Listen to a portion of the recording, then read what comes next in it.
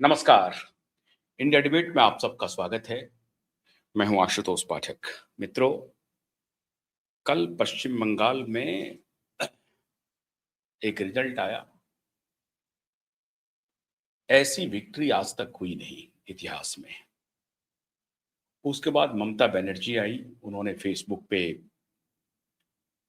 कुछ भाषण दिया और इस दौरान श्रीमान अभिषेक बनर्जी का एक लंबा चौड़ा ट्वीट आया।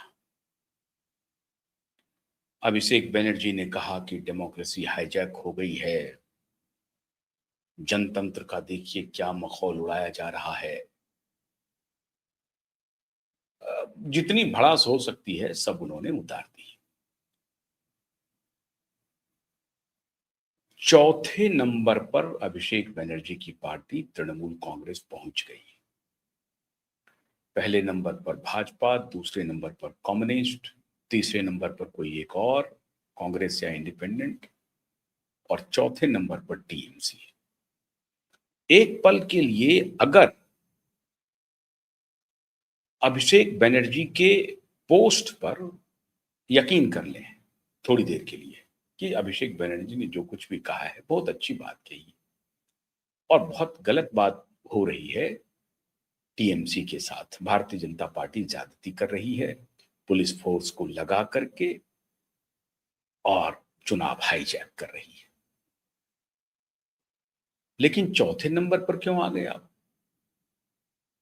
आपके उम्मीदवार ने नाम वापसी नहीं लिया, ये कहा कि हम मैदान से बाहर चले जाते हैं। मतलब चुनाव के 48 घंटे पहले उन्होंने कैंपेन से खुद को अलग कर लिया। वैसे भी कैंपेन करने का क्या मतलब था? 48-50 घंटे पहले क्या कैंपेन कर लेंगे? जो भी करना था कर गुजरे थे आप। लेकिन उसके बाद उन्होंने चुनाव से खुद को बाहर कर लिया और बोला कि मैं ये चुनाव नहीं लड़ रहा हूं। भले ही उनका नॉमिनेशन है, वो मतगणना के वोटिंग के इलेक्टोरल रोल में उनका नाम है और जहां पर आप उनको पार्टी, उनकी पार्टी का सिंबल है, आप पार्टी के सिंबल को देकर के वोट मतदान कर सकते हैं। वो बना रहा, उम्मीदवार का भी नाम बना रहा, पार्टी का भी नाम बना रहा, क्योंकि वो नाम वापसी की बात मैं पहले बता चुका हूं। लेकिन ये सब हुआ, ये अब एक इतिहास बन गया। कल 1,09,000 से अधिक वोट से भारतीय जनता पार्टी के उम्मीदवार चुनाव जीते और अगर उनके डिफरेंस को करें तो 1,40,000 से ऊपर का जीत हार का डिफरेंस है। लेकिन चौथे नंबर पर टीएमसी पहुंच गई। लेकिन उन्होंने कहा कि हमारे 1,000 कार्यकर्ताओं को खदेड़ दिया। स्पष्ट हो गई बात कि 1,000 गुंडे कार्यरत थे मिनिमम।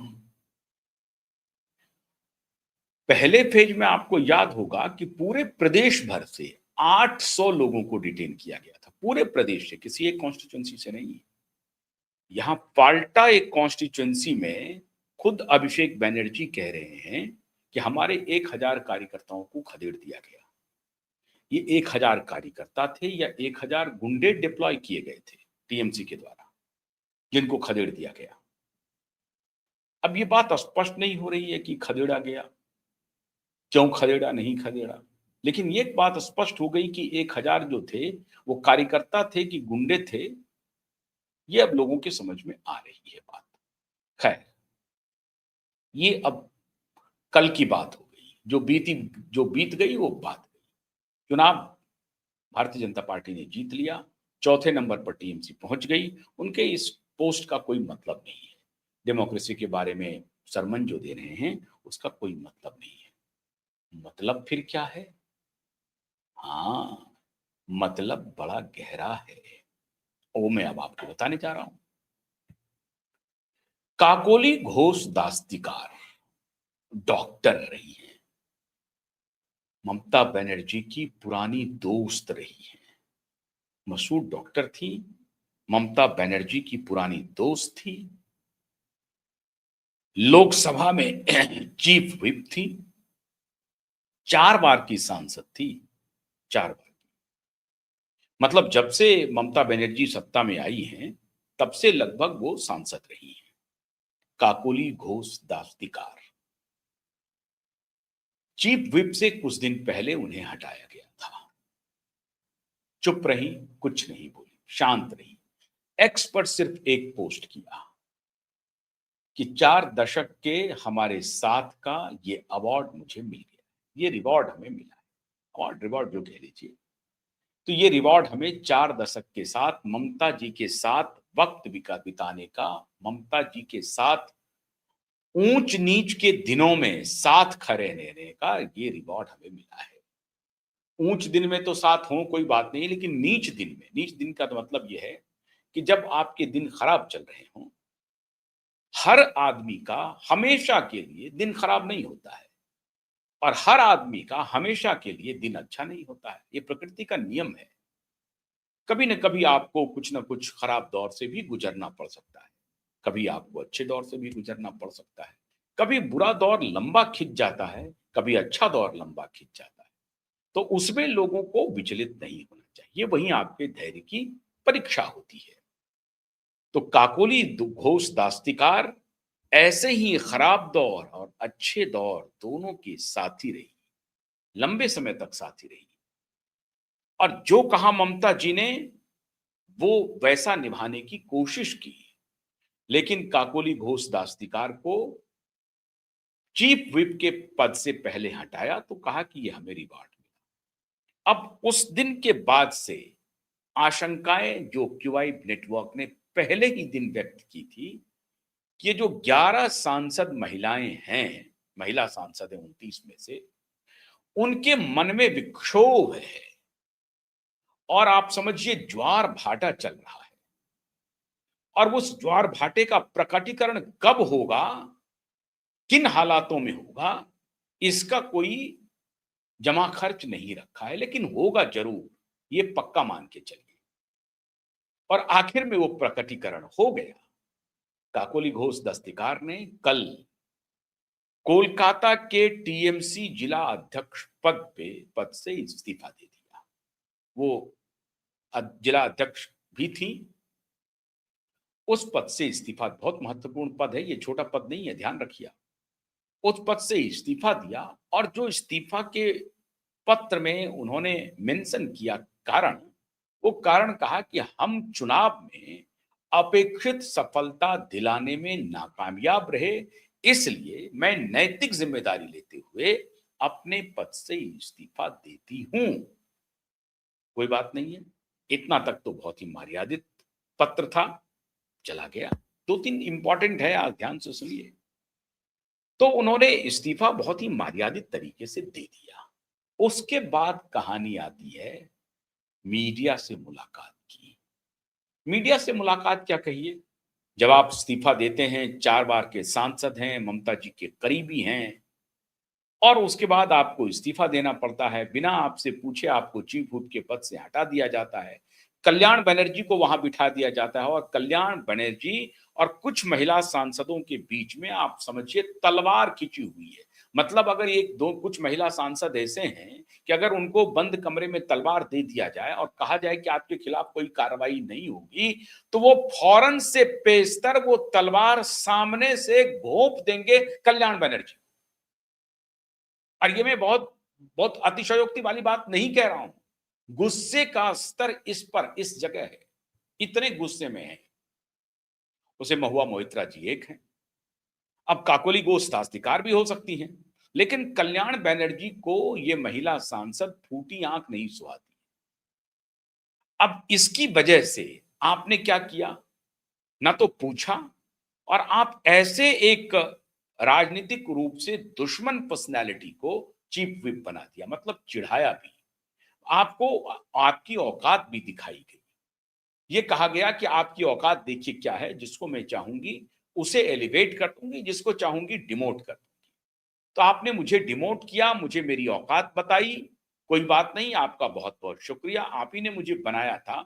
मेरा आप अगर कुछ बिगाड़ रही हैं तो बहुत अच्छी बात है, आपको बिगाड़ने का भी पूरा हक है, आपने बिगाड़ा।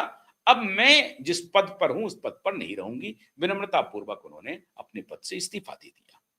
बात यहीं रुक जाती तो बात बन जाती। पत्र में उन्होंने लिखा कि ममता जी आप स्ट्रीट फाइटर हैं, एक बार फिर से पुराने तरीके से पार्टी को स्ट्रीट फाइटर में तब्दील कीजिए, संघर्ष किया जाए और पार्टी को खड़ी की जाए। मीडिया वाले पहुंच गए। मीडिया वाले ने पूछा, मैम आपने इस्तीफा दे दिया? उन्होंने कहा जी मैंने इस्तीफा दे दिया।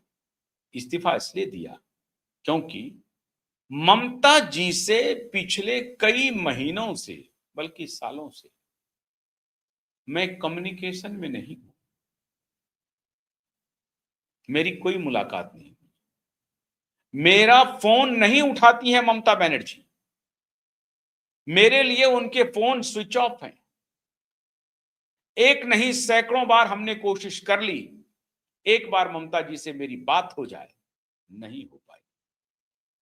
और इसलिए नहीं हो पाई क्योंकि ये जो डायमंड हार्बर गैंग है, उस गैंग ने हमें अपने ऑर्बिट से बाहर कर दिया है। और छोटे छोटे दो कौड़ी के लड़के, दो टकिया लड़के लड़की हमें सलाह दे रहे हैं कि आपको क्या बोलना है, आपको क्या करना है, हमारे कार्यकर्ताओं को सलाह दे रहे हैं। तो ये पार्टी दो टकिए लड़की लड़कों के नौटंकी बाजों की ये पार्टी बन के रह गई है। दो टकिया नौटंकी बाज। इशारा था इंडियन पॉलिटिकल कंसल्टेंसी फर्म जो है उनका, आईपैक पॉलिटिकल कंसल्टेंसी जो भी है, एक्शन। तो ये पॉलिटिकल कंसल्टेंसी एक्शन जो है, इंडियन पॉलिटिकल कंसल्टेंसी एक्शन, उनके तरफ उनका इशारा था। उन्होंने कहा कि साहब देखिए, ये आईपैक वालों ने पूरी तरह से पार्टी को हाईजैक कर लिया है, इसमें हम जैसे नेताओं की अब कहीं कोई पूछ नहीं है, हमारी कोई इज्जत नहीं है, हम कुछ नहीं कर सकते। तो अभिषेक बनर्जी, कल जो आपने पोस्ट किया है, इसमें तो बीजेपी की कोई भूमिका नहीं है काकोली घोष दस्तिकार मामले में। आप पहुंच गए हैं चौथे पोजीशन पर पाल्टा में, आपसे अधिक 50,000 के करीब वोट कम्युनिस्ट पार्टी को आ गया, जो आपका वोट था। आपको मिले 7,000। हम ये मान लेते हैं आपकी बात को कि पुलिस हर बूथ पर खड़ी हो गई, डंडा चलाने लगा और कहा कि सब भाजपा को वोट, और नहीं तो जिसको मर्जी है देना है दो वोट भाजपा को। उसके बाद भी विरोध में वोट पड़े, तो वो विरोध के वोट तो कम से कम टीएमसी में आने चाहिए, जो सत्तारूढ़ पार्टी थी कल तक। आपको क्यों नहीं आई वो वोट? वो वोट क्यों चला गया कम्युनिस्टों को? वो क्यों चला गया एक इंडिपेंडेंट, एक मौलवी उम्मीदवार? क्यों चला गया मुस्लिम उम्मीदवार? इस पर कभी गहन अध्ययन करेंगे श्रीमान? नहीं करेंगे। काकोली घोष दास्तिकार यही कह रही है। तो आपके पोस्ट का कोई मतलब नहीं है। आपके दो कौड़ी का पोस्ट, दो कौड़ी का जो ये आर्गुमेंट है, अपने पास रखिए। इसका कोई टेकर नहीं है, कोई खरीदार नहीं है, आपके सलाह का कोई लेने वाला नहीं है। अब दूसरी बड़ी कहानी हो रही है मित्रों, कोलकाता में कुछ वीडियो वायरल हो रहे हैं। पुलिस एक्शन इस कदर से हो रहा है जिसकी कोई इंतहा नहीं है। पुलिस को कह दिया गया है, गुंडे बदमाश को आप जो खिदमत कर रहे हैं उनकी, वो जैसे कहते हैं ना कि justice has to be seen, not only delivered, justice has to be seen, होता हुआ दिखना चाहिए। तो गुंडे को पुलिस का खौफ हो गया है, ये दिखना चाहिए। तो कोलकाता की सड़कों पर एक आकाश सिंह नाम के, कहते हैं बाहुबली थे, जिन्होंने पुलिस पर कभी गोलियां चलाई थी, उनकी तस्वीर वायरल हो गई है। ऑलमोस्ट अधनंगा बदन, सिर्फ एक कच्छा और बनियान में, उनको पुलिस अपने आगे आगे आगे वो चल रहे हैं और पीछे पीछे पुलिस चल रही है। पूरे कोलकाता शहर में घुमाया गया श्रीमान आकाश सिंह को। और बड़े बड़े डॉन की अभी मैं कहानी कुछ देर के बाद, अभी कल बताऊंगा, एक बड़े डॉन की कहानी। लेकिन इस तरह से पुलिस संदेश दे रही है टीएमसी के गुंडों को कि न सिर्फ आपका इलाज कानूनी रूप से होगा, बल्कि जनता के बीच में ये संदेश भी हम देंगे कि नहीं, अब कानून का राज है और पुलिस अपने कर्तव्य पथ पर आगे बढ़ रही है। पुलिस को अब रॉटन व्यवस्था में नहीं जीना है। जंग लगी हुई व्यवस्था को पुलिस ने साफ कर दिया है और पुलिस सड़कों पर अब इसका प्रदर्शन खुलेआम कर रही है। शुभेंदु अधिकारी ने कहा है कि किसी भी सूरत में जनता को सुरक्षा की गारंटी जो हमने दी है उसे बरकरार करनी है, उसे लागू करना है। पुलिस अपना काम कर रही है। इस बीच एक बड़ी खबर आ गई मित्रों। लिप्स एंड बाउंड्स कंपनी का नाम है। 5-10 दिन पहले भी खबर में आई थी, आपने देखा होगा। अभी जो 24 से 43 प्रॉपर्टी हो गई है, अभी जो 24 से 43 प्रॉपर्टी की लिस्ट है, उसके बाद लिप्स एंड बॉन्ड्स कंपनी जो थी श्रीमान की, जो 40 लाख कैपिटल से शुरू हुई थी, इसमें इनकी पत्नी भी थी रुचिरा बनर्जी, इनके माता, इनके पिता, ये सब थे। और इनके जो सीईओ हैं या सीएफओ जो भी कहिए इस कंपनी के, वो शिक्षक भर्ती घोटाला में वो आरोपी हैं। और कहा जा रहा है कि शिक्षक भर्ती घोटाला के पैसे रूट किए गए लिप्स एंड बॉन्ड्स कंपनी में, और लिप्स एंड बॉन्ड्स कंपनी ने नंगई शुरू कर दी कोलकाता में, और कोलकाता में प्रॉपर्टी की अंधाधुंध खरीदारी की है। अब लिप्स एंड बॉन्ड्स कंपनी क्या करती है? रियल एस्टेट में है, एजुकेशन में है, हेल्थ केयर में है, ऑयल एंड गैस में है, इलेक्ट्रिसिटी में है, किसमें है? इंफ्रास्ट्रक्चर में है, किसमें? मीडिया में है, किसमें है? अब इसका डेटा शुभेंदु अधिकारी का सीएमओ स्तर के सीएमओ के एक बड़े स्तर के अधिकारी इस पूरे डेटा का निरीक्षण कर रहे हैं कि लिप्स एंड बॉन्ड्स कंपनी करती क्या थी। 2012 में शुरू हुई थी 40 लाख के कैपिटल से। तो ये कंपनी करती क्या थी और इस कंपनी का आज के दिन में नेटवर्थ क्या है? क्या ये सारी संपत्ति कंपनी के नाम है और कंपनी के जो डायरेक्टर हैं वो इस संपत्ति को ओन करते हैं? अब ये सारा डेटा चीफ मिनिस्टर कार्यालय के जो बड़े अधिकारी हैं, नाम सामने नहीं आ रहा है, लेकिन उनके पास ये सारे डिटेल पहुंच गए हैं कि लिप्स एंड बॉन्ड्स कंपनी का कहां कहां तार है। क्या दुबई में भी है, क्या सिंगापुर में भी है, या लंदन में भी है, या सिर्फ ये पश्चिम बंगाल में ऑपरेट कर रही है लिप्स एंड बॉन्ड्स कंपनी? और अगर कर रही है ऑपरेशन तो इनके इनकम का स्रोत क्या है, किस क्षेत्र में ये काम कर रही है? अच्छी बात है, सबको जानने का अधिकार है। लिप्स एंड बॉन्ड्स कंपनी आप बनाए हैं, बहुत अच्छी बात है। लिप्स एंड बॉन्ड्स जंप करता चला गया क्या? ऐसा हुआ है क्या? एकदम 2 गुना, 4 गुना, 10 गुना जंप करता चला गया है क्या ये कंपनी? तो अगर गया है तो आप इनकम का क्या स्रोत है, आप क्या बनाते हैं, क्या करते हैं कंपनी में, सारे डिटेल मुहैया किए जा रहे हैं।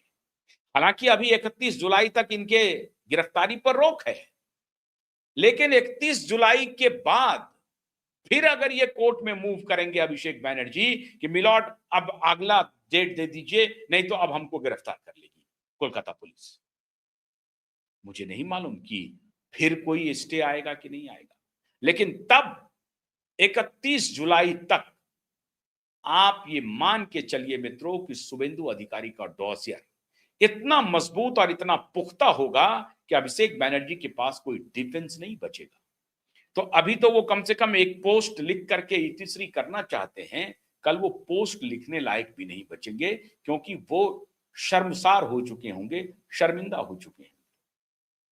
ममता बनर्जी तो अभी भी हालांकि फेसबुक पर आकर के, अपने सोशल मीडिया पर आकर के अपने कार्यकर्ताओं को आंदोलित करने की कोशिश कर रही हैं, लेकिन काकोली घोष दस्तिकार तो खुलेआम बगावत पर है। अभी इसके पहले एक पार्षद ने बगावत कर दिया, जहांगीर खान भाग गया, उधर गयासुद्दीन मौला भाग गया। रोज बरोज भागे जा रहा है, भागे जा रहा है। पार्टी टूट के कगार पर है। बस आप समझ लीजिए कि मोदी का इशारा नहीं मिल रहा है कि 2/3 आप लेके आ जाओ, आ जाओ। आने के लिए तैयार। उसके दो कारण हैं। ममता बनर्जी का कोई आइडियोलॉजिकल बेस पश्चिम बंगाल में नहीं है। वो राइट विंगर हैं, लेफ्ट विंगर हैं, सेंट्रिस्ट हैं, सेकुलर हैं, क्या हैं, अपने को मोटे तौर पर सेकुलर मानती हैं वो, लेकिन उनका सेकुलर अपीजमेंट जैसा सेकुलर है। अब इसके लिए वो ब्रांडेड हो चुकी है। अब उनकी हालत खराब है मित्रों। एक कार्यक्रम तो मुझे डिटेल में करना पड़ेगा। बंगाल में दो गाने बड़े मशहूर हो रहे हैं। एक तो मां काली की वंदना है और दूसरा भजन बजरंगबली का आया है। और उसमें कहा जा रहा है कि बंगाल के आकाश में राम ध्वज फहरा रहा है। गंगा और सतलुज में एक ही रक्त बह रहा है। मतलब एक जैसी, अब वो जलधारा समझ लीजिए या खून बह लीजिए, गंगा और सरयू में एक जैसा भगवा रंग बह रहा है। और बंगाल का आकाश भगवा हो गया है।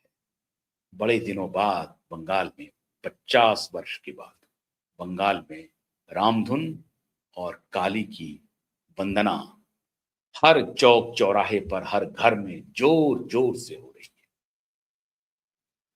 इस दौर का आनंद लीजिए, खुशियां मनाइए, इसमें कोई शक नहीं है, ये अतिशयोक्ति नहीं है। बंगाल वाकई में 4 मई 2026 को आजाद हुआ है। बाकी सारी गलतियों पर चर्चा होती रहेगी सरकार की, क्या हो रहा है, नहीं हो रहा है, मोदी, मेलोडी, मेलोनी, सब चर्चा चलते रहेगी, कॉकरेच वॉकरेच सब चलेगा। लेकिन जो बृहत्तर परिदृश्य है वो ये है कि बंगाल वाकई में 4 मई 2026 को पूर्णतः आजाद हुआ है। बहुत बहुत शुक्रिया। नमस्कार।